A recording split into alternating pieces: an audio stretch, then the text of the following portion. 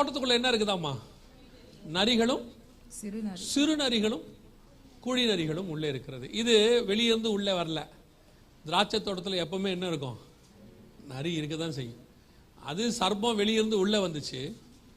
சிங்கம் எப்போ உள்ளே போச்சுன்னே தெரில, அது உள்ளேருந்து நேராக வெளியே வருது. ஆனால் இங்கே பார்த்தா உள்ளுக்குள்ளேயே சில நரி இருக்கு. தோட்டத்துக்குள்ளே என்ன உட்காந்துருக்கோம்? நரி உட்காந்துருக்கோம். இந்த நரியை கண்டுபிடிக்கிறது தான் கஷ்டம். அதனால தான் வசனம் சொல்லுது, அதை பிடிங்க, அதை விரட்டுங்கள், அதை என்ன செய்யுங்க, அதை பிடிங்க. அப்போ அந்த நரி என்பது எதை குறிக்கிறது அப்படின்னு கேட்டிங்கன்னா, இது ஒரு வகையான உபதேசம். என்ன உபதேசம்? வாசிங்க. லூக்கா எழுதின, மார்க் எழுதின சுவிசேஷம் 8ஆம் அதிகாரம் 15வது வசனத்தை வாசிங்க. மார்க் 8:15. அவர் அவர்களை நோக்கி, நீங்கள் பரிசேயருடைய புளித்தமாவை குறித்தும் ஏரோதின் புளித்தமாவை குறித்தும் எச்சரிக்கையா இருங்கள் என்று. ஏரோதின் புளித்தமாவுனா என்ன? பரிசேயருடைய புளித்தமாவுனா உங்க எல்லாருக்கும் தெரிஞ்சிருக்கும்.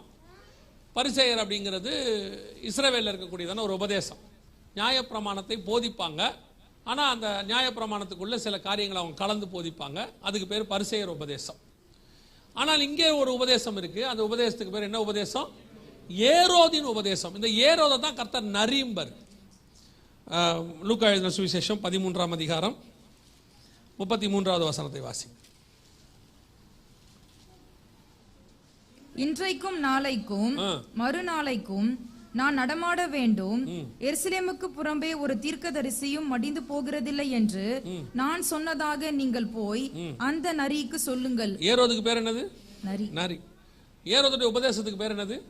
நரியின் உபதேசம். ஏரோது உபதேசிக்கிறான். ஏரோதின் உபதேசங்கள்னு பைபிள் சொல்லுது. அப்போஸ்தலர் நடபடிகளில் ஏரோது ராஜவஸ்திரம் தரித்தவனா என்ன பண்ணானா? உபதேசம் பண்ணினான்னு இருக்கு. அப்ப இந்த ஏரோதுடைய உபதேசம்னா என்ன அப்படின்னு சொல்லி இப்ப இந்த செய்திக்காக போயிட்டு பார்க்கும்போது, ஏரோதுடைய உபதேசம் பரிசேய உபதேசம் வேறு.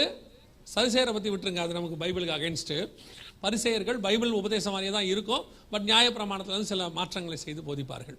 ஆனால் ஏரோதின் உபதேசம் என்பது முழுக்க முழுக்க என்ன அப்படின்னு கேட்டீங்கன்னா, சர்ச்சுக்குள்ள, அதாவது யூதர்களுக்குள்ள கொண்டு வந்து ரோமானிய உபதேசத்தை பிரசங்கிப்பது. ரோமன் லா, அதாவது ரோமன் கவர்மெண்ட்டுக்கு ஏற்ற மாதிரி என்ன செய்யறது, அந்தந்த கவர்மெண்ட்டுக்கு ஏற்ற மாதிரி லாவை போதிச்சு அந்த கவர்மெண்ட்டுக்கு ஏற்ற மாதிரி சபையை நடத்தணும்னு சொல்றது தான் என்னது? ஏரோதுடைய உபதேசமாக கமெண்ட்ரியில் இருக்கு. இன்னைக்கு இந்த உபதேசமும் சபைக்குள்ள என்ன செய்யுது இருக்கு. ஆனா நாம ரோம உபதேசத்துக்கு இது பண்ணல, ரோம உபதேசத்தை ஃபாலோ பண்ணுங்க நம்ம சொல்லல. ஆனா சபைக்குள்ள பைபிள் சொல்ற உபதேசத்தை தவிர வேற எந்த உபதேசம், உலக பிரகாரமான அரசியல், உலக பிரகாரமான காரியம் எதுவும் சபைக்குள்ள வரக்கூடாது. இன்னைக்கு சபை வந்து இங்கே எப்படின்னு தெரியாது, ஒருவேளை இங்கே விட்டுருங்க. இந்தியாவை பொறுத்த வரைக்கும், பல நாடுகளை பொறுத்த வரைக்கும் சபை வேர்ல்டு பாலிடிக்ஸ்குள்ள, சிவில் லாக்குள்ள போயிருச்சு. தப்பு இல்லைங்கிற இடத்துக்கு போயிருச்சு. உலகமே என்ன பண்ணி வச்சிருக்காங்கன்னு கேட்டீங்கன்னா, சிவில் லா தனியா வச்சிருப்பாங்க, ரிலீஜியஸ் லா தனியா வச்சிருப்பாங்க, மத உபதேசம் தனியா இருக்கும், உலகத்தினுடைய பாலிடிக்ஸ் தனியாக இருக்கும். இந்த மத உபதேசமும் இதுவும் ஒன்றே செய்யக்கூடாது, ஒன்றா சேரக்கூடாது. சேர்ந்தா சர்வாதிகாரம் ஆயிடும். இப்போ பல நாடுகள் அப்படி இருக்குது, பார்த்துருக்கீங்க தானே. மதவாதி பிரதமர் ஆயிட்டார்னா என்ன ஆகும்? அவர் ஒரு மதத்தை பிடிச்சிக்கிட்டு மற்ற மதக்காரங்களை என்ன பண்ணிடுவாரு? கொடுமைப்படுத்தி சிறுமைப்படுத்த தொடங்கிடுவார். ஸோ அதனால தான் என்ன பண்ணுவாங்கன்னா, மதவாதி என்னவா இருக்கக்கூடாது, அவர் எல்லாத்துக்கும் காமனா இருக்கணும் அப்படின்னு சொல்லுவாங்க. ஏரோதின் உபதேசம்னா என்னன்னு கேட்டீங்கன்னா, அவர் வந்து ஒரு உபதேசத்தை வச்சுக்கிட்டு அதை அரசியல் லாவா மாற்றி அந்த அரசியலை பண்றது. இன்னைக்கு அப்படிப்பட்ட உபதேசங்கள் சபைக்குள்ளே வர தொடங்கின காலமா இருக்கு. இப்ப லேட்டஸ்ட் பல சபைகள் ஏதாவது ஒரு அரசியல் சார்பு, ஏதாவது ஒரு பாலிடிக்ஸ்குள்ள போய் அந்த காரியத்துக்குள்ள போயிட்டே இருக்கு. இப்ப ஆண்டவர் சொல்றாரு, இது என்ன செய்யும் கேட்டீங்கன்னா, இந்த உபதேசத்துல அப்பதான் வளர்ந்து வருதுல ஒரு குரூப், இந்த குரூப்பை அது நாசமாக்கிடும். இப்போ நான் ஒரு காரியத்தை சொல்லிட்டு முடிச்சிடறேன், கவனிங்க, டைம் இல்லை, கவனிங்க. இப்போ சபைக்குள்ள இருக்கிறோம். சபைக்குள்ள இருக்கும் பொழுது மொழி வாரியாக அல்லது அரசியல் வாரியாக நமக்குள்ள பிரிவினைகள் வருது இல்ல. அவர் அந்த ஊருக்காரு, இவர் இந்த ஊருக்காரு. இப்போ ஒரு உதாரணத்துக்கு சொல்றேன், நீங்க அப்படி இருக்குன்னு நினைச்சிடாதீங்க. அவர் ஸ்ரீலங்கன், இவர் இந்தியன், இவர் வந்து அந்த பிலிப்பைன்ஸ்காரு அப்படின்னு சொல்லி நமக்குள்ள ஒரு பாகுபாடு வந்து ஒரு பிரிவினை வருது இல்ல. அவங்கள இப்போ பெரும்பான்மையாக யார் இருக்கிறாங்களோ அவங்கள மேலே வச்சுக்கிட்டு, கொஞ்சம் பேர் இருக்கிறாங்களா சர்ச்சில், ஒரு சில சபைக்கெல்லாம் போயிட்டீங்கன்னா தமிழர்கள், மலையாளிஸ் எல்லாம் கலந்துருப்பாங்க. அப்போ அங்கே இருக்கும்போது நமக்குள்ள எந்த இதுவும் என்ன கிடையாது, பாகுபாடு கிடையாது. ஏன்னா இங்க யூதனும் இல்லை, கிரேக்கனும் இல்லை. எப்போ அந்த பாகுபாடு வருதோ உள்ள, ஒரு சாராரை பிடிச்சு கொண்டு ஒரு சாராரை சிறுமைப்படுத்துதல், அவங்களுக்கு மட்டப்படுத்துது, மற்றவங்க எல்லாம் சேர்ந்துக்கிட்டு இவங்களை விரட்டுறது அல்லது அவங்களுக்கு இம்பார்ட்டன்ஸ் கொடுக்காம இப்படி ஒரு ஏற்றத்தாழ்வு வருதுல்ல, இது ஒரு வகையான ஏரோதின் உபதேசம். இது இப்ப நமக்கு கொஞ்சம் கொஞ்சமா வந்துகிட்டே இருக்கு. ஒவ்வொரு நாட்டுக்கு போனீங்கன்னா, இந்தியா மாதிரி நாட்டுக்கு போனீங்கன்னா அரசியல் காரியங்கள் உள்ள வந்துருச்சு. இப்போ சில இடத்துக்கு போட்டீங்கன்னா நான் எந்த ஸ்டேட்டு எந்த மாவட்டம் அது உள்ள வந்துருச்சு. சில இடத்துக்கு போயிட்டீங்கன்னா எந்த மொழி அதை வந்துருச்சு. ஆனால் வேதத்தை பொறுத்த வரைக்கும், சபையை பொறுத்த வரைக்கும் நமக்குள்ள எந்த பாகுபாடுமே கிடையாது. இது என்ன ஆகுது அப்படின்னு கேட்டீங்கன்னா, ஒரு சாராரை கர்த்தரை விட்டு ரொம்ப தூரப்படுத்தி கொண்டு போயிடுது. அவர்களுக்கு ஒரு இன்செக்யூரா ஃபீல் பண்றாங்க. சர்ச்சுக்குள்ள ஒரு நாட்டுக்கு போயிருந்தேன், எந்த நாடுன்னு சொல்ல வேண்டாம், ஒரு நாட்டுக்கு போயிருந்தேன்.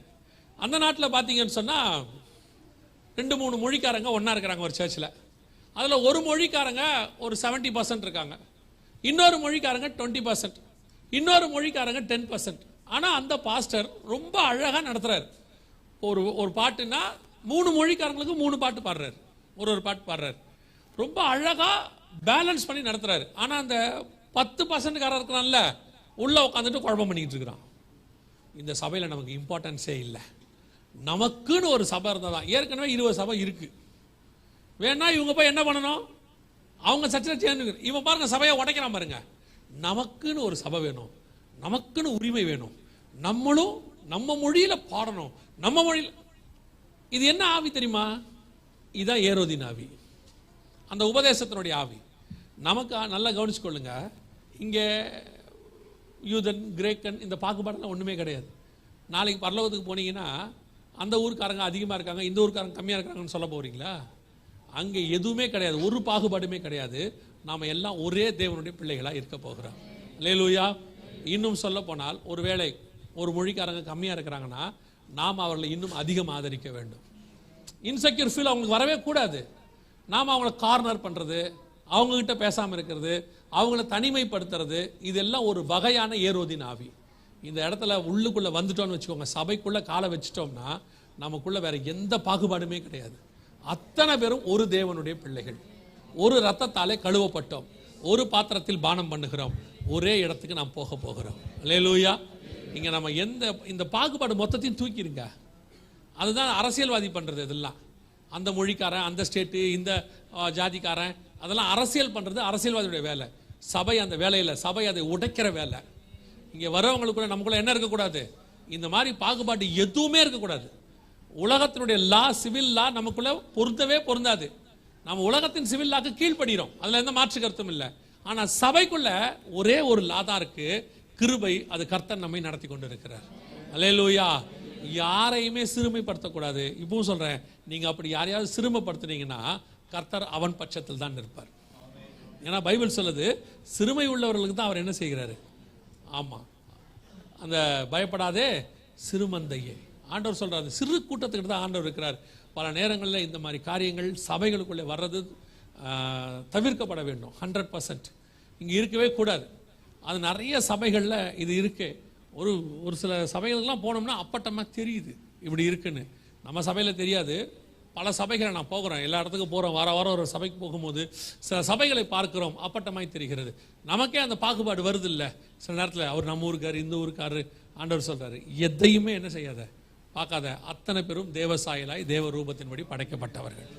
அத்தனை பேரும் பரலோகத்துக்கு போக போகிறோம். அவ்வளோதான். நம்ம அதெல்லாம் அங்கேயே விட்டுருணும். நான் வந்து அந்த ஊர், நான் அதுக்காக போராடுவேன், அதெல்லாம் சபைக்குள்ளே ஒன்றுமே கிடையாது. இங்கே வந்துட்டு அந்த மொழிக்காக போராடுறது, அதுக்காக இங்கே வந்துக்கிட்டு நாங்களுடைய பாரம்பரியம் தெரியுமா, எந்த காலம், நீங்கள் யாருமே கிடையாது. நமக்கு பழமையே கிடையாது. பழசு எல்லாம் ஒழிஞ்சு போயிடுச்சு, எல்லாம் புதுசாக மாறிடுச்சு. ஆண்டவர் நமக்கு பரலோகத்தில் கொண்டு போய் உட்கார வைக்க போகிறார். அல்லேலூயா. இந்த 3 காரியங்களும் 3 விதமான தோட்டத்தை நாசமாக்கக்கூடிய காரியங்கள் உண்டு. ஒன்று வெளியிருந்து வரக்கூடிய சர்ப்பம், இன்னொன்று உள்ளிருந்து வெளிவரக்கூடிய சிங்கம், இன்னொன்று உள்ளுக்குள்ளிருந்தே குளிபறிக்கக்கூடியதான நரிகள். இந்த 3 தான் கர்த்தர் தோட்டத்தை வேலி அடைத்து பாதுகாக்கிறார் என்று வேதம் சொல்லுது. நீ அடைக்கப்பட்ட தோட்டமாக இருக்கிறாய். காரணம் இது மாதிரி இருக்கு. இது வந்து இது வந்து தொடர் செய்தி. ஆக்சுவலாக இந்த ஒரு பைபிள் ஸ்டடி மாதிரி இது இன்னும் வரும். ஆனால் இருக்கிற நேரத்தில் இந்த 3 தான் நம்ம பார்த்துருக்குறோம். ஆனால் ஒன்று மட்டும் நிச்சயம், தோட்டத்தை ஒரு நாளும் கர்த்தர் மிருகத்தின் கையிலே ஒப்பு கொடுக்க மாட்டார்.